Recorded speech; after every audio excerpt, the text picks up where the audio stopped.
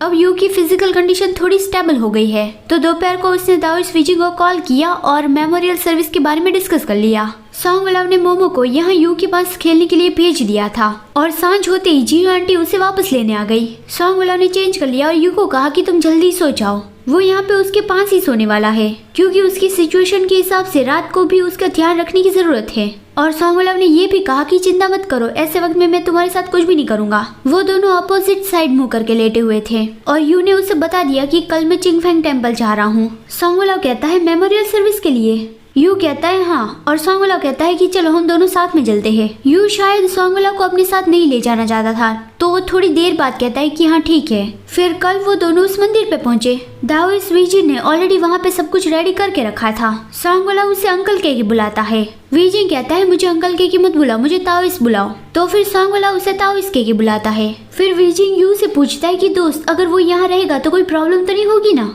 You कहता है कोई प्रॉब्लम नहीं होगी क्योंकि वो बच्चा उसका ही था। वीजिन तो बहुत ही सरप्राइज हो गया कि क्या 7 साल पहले वाला बच्चा भी तुम्हारा ही था। सोंगवलाव कहता है हाँ मेरा ही था।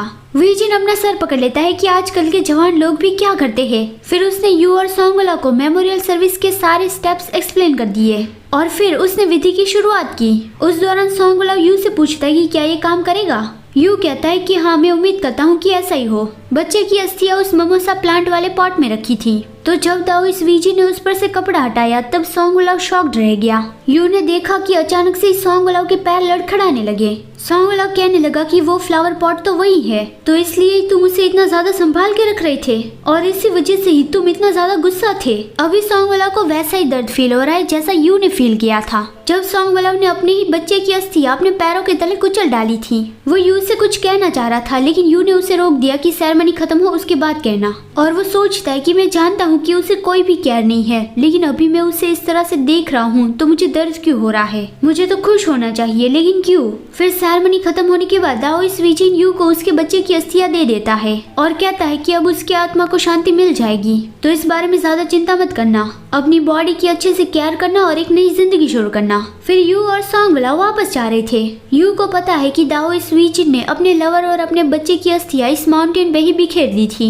उसके बाद ये पहाड़ उसे पहाड़ नहीं दिखता, पानी उसे पानी नहीं दिखता। उसे ऐसा फील होता है कि वो लोग अब भी उसके साथ है। आखिर में सारे इंसान राख बन जाते हैं और जमीन के साथ मिल जाते हैं। तो फिर उसने अपने बच्चे की अस्थियां ऐसे ही पहाड़ से नीचे गिरा दी। ये देख के तुरंत ही सोंगवलाव उसे रोकना चाहता था कि मत करो ऐसा, मतलब कि शायद सोंगवलाव उसका सेमेंट्री बनाना चाहता होगा जहाँ पे फिर आगे जाके वो लोग उसे मिलने जा सके। लेकिन यू ने दाओइस वीजिन की तरह किया। वीजिन ने अपनी फैमिली के लिए सेमेंट्री नहीं बनवाई बल्कि उसने भी पहाड़ी में ही ऐसे उसकी अस्थियां बिखेर दी थी जिससे वो लोग हर रोज उसके साथ रहे। तो इस तरह से यू का बच्चा भी हर रोज उसके साथ ही रहे क्योंकि वो लोग भी इसी माउंटेन पे रहते हैं। लेकिन सोंगवलाव तो अभी उसे ऐसे बचाना चाहता था जैसे वो उसका जिंदा बच्चा हो। फिर यू कहता है कि जब मैं मर जाऊँ तब मेरी अस्थियां समंदर में बहा देना, मेरे लिए सेमेंट्री बनाने की जरूरत नहीं है। ये सुन के सोंगवलाव गुस्सा हो गया और कहता है तुम सच में पीछे कुछ भी छोड़कर नहीं जाना चाहते। सांझ होने तक सोंगवलाव वहाँ पर ही खड़ा रहा। फिर उसने कहा कि चलो चलते हैं। यू को पता है कि अभी वो दिखा नहीं रहा है लेकिन मैं जानता हूँ कि वो मुझ पे गुस्सा है।